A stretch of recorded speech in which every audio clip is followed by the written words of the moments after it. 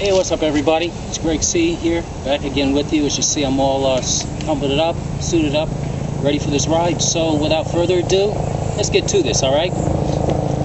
Now, as we do this ride, I'm going to narrate along the way, kind of give you a little information about mountain biking in general, and the type of mountain biking racing that I specifically do. So, let's get going.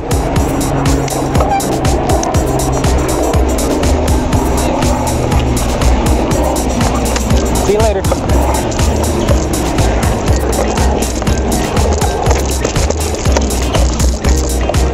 Alright gang, here we go on the trail. So again, I'm a mountain bike racer.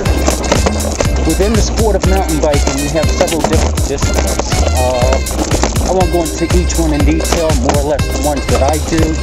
But basically you have trail riding, which is kind of what we're doing right now. Terrain sometimes can be a little rougher.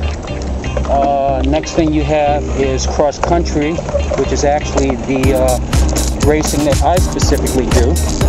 Then you have downhill, which is, well, I guess if you want to put it this way, think of a downhill Olympic skier, and then that's your downhill.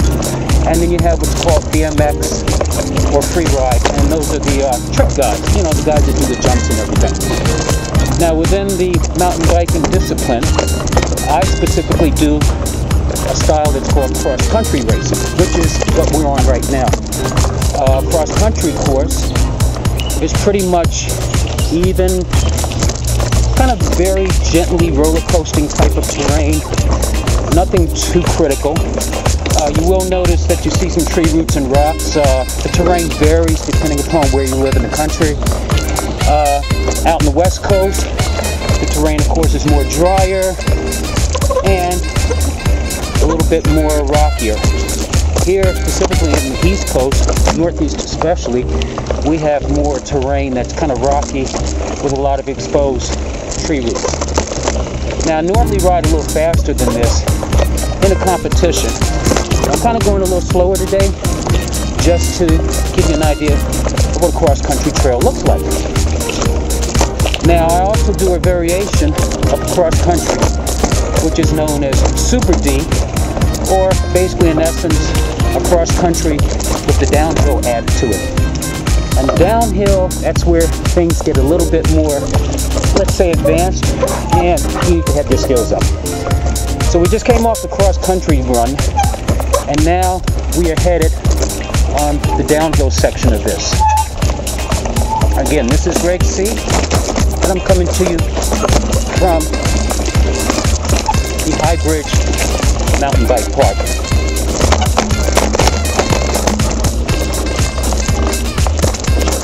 Now you will notice, again, some of this terrain is quite muddy. We've had some, basically the whole month we've had some pretty torrential rain. Of course it's not as dry as I normally would like it to be.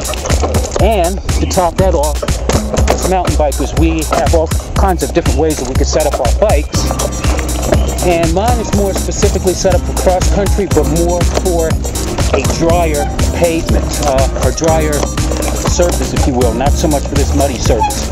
So there are some parts that you will find that I can't really go at my regular speed that I would like, but I will do my best, and we'll get to the bottom of the hill.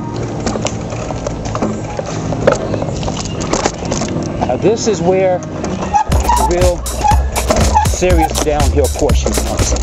And I will tell you, one of the key things about downhill to remember is it's all about braking. Now you notice I'm kind of going through a little muddy section here, and being that my bike is not really set up for mud and consequently slips, those are sections I walk through. Now we're starting the downhill section of this run. And just to let you know, we're coming from an elevation of 170 feet down to street level. Right now, in this section of the downhill, I think right now we've come down about 70 feet. So, also with downhill, one of the key things is front brakes. And that's actually bicycling in general. It's your front brakes that really do the braking. The back brakes, their purpose is to control that back wheel when you're going around corners so you don't slide out. You notice how I've slowed up my speed to a semi-walking speed. Now this is a section, gang, that I'm going to take my time with. I'm going to stop for a moment here just so you kind of understand what I'm dealing with. You see that? That's the street down there. Right now, we're about 125 feet above street level. And as you notice, there's no barriers on this, so you definitely want to take that kind of corner real slow.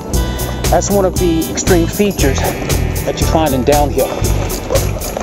Both the Super D, as I'm doing, and in downhill itself.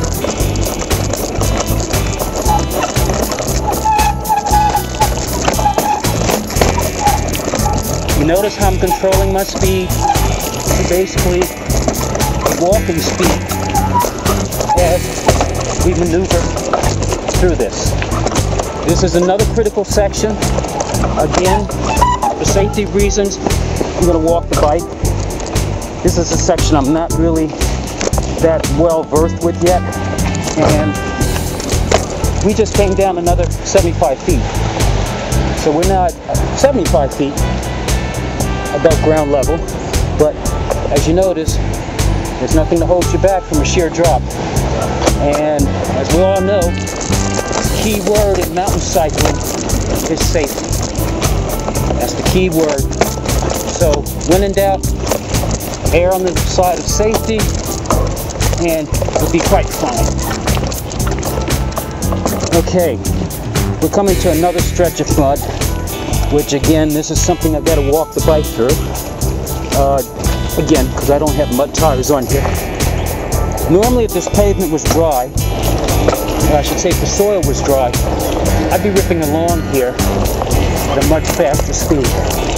And in the future, I will definitely have some more videos, hopefully when the pavement's a little bit drier.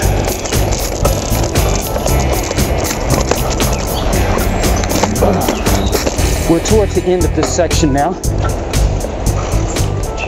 Again, where you see me slow up, that's because the pavement is, I should say the dirt, terrain, is still quite muddy in sections.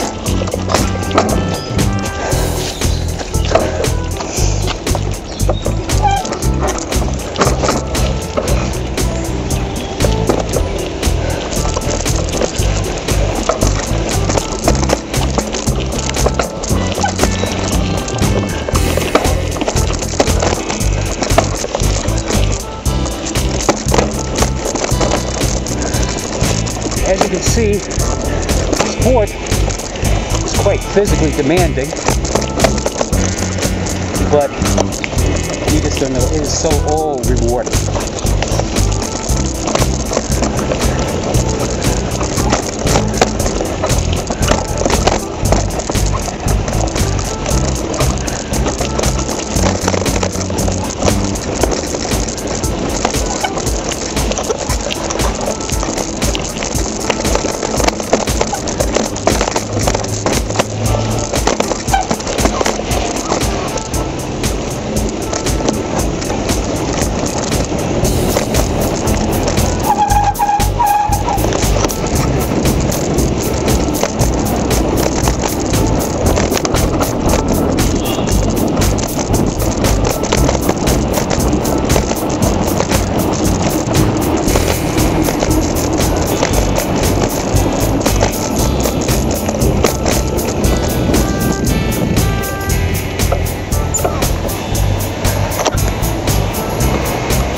And there you have it, gang.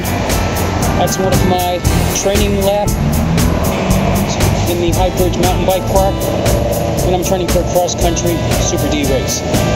Hope you enjoyed the footage, and hope I kind of gave you a little insight, a little more insight, I should say, into what I do. Alright, this is Greg C, aka GMoney. I'm out. Peace.